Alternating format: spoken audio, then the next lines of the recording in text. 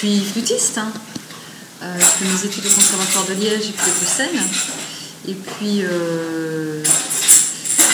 puis, j'étais intéressée par non seulement la pédagogie, mais aussi tout ce qui était la création, l'improvisation, l'idée de travailler avec des jeunes.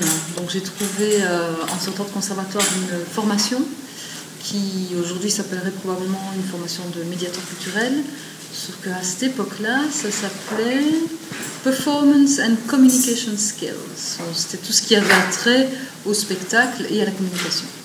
Voilà, puis c'était en Grande-Bretagne, et puis commencer à développer en Britannique toute une pratique de médiation culturelle, ça m'a plu, d'habiter à Londres, d'être dans toute cette ambiance-là, non seulement de médiation culturelle, mais aussi de rencontres entre les différentes formes artistiques, de rencontres entre la musique classique, la musique traditionnelle, le jazz, le rock.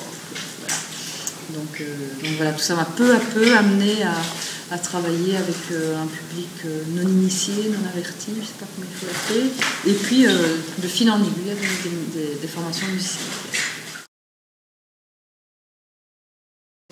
Super, formidable, des musiciens qui sont contents d'être là, qui ont envie d'apprendre, qui ont aussi tous une expérience de terrain.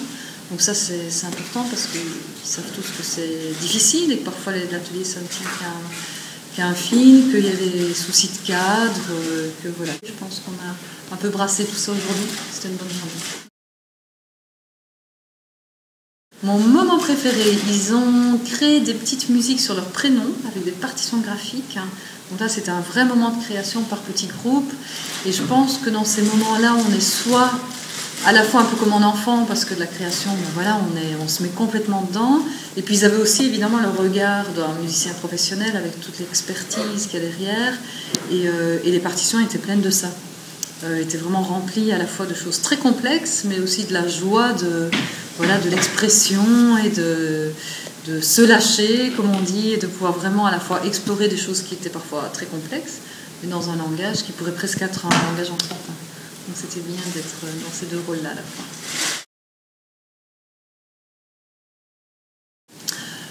Je ne sais pas s'il y a une action idéale. Moi, je veux dire, ce qui m'intéresse pour l'instant, c'est le concert participatif.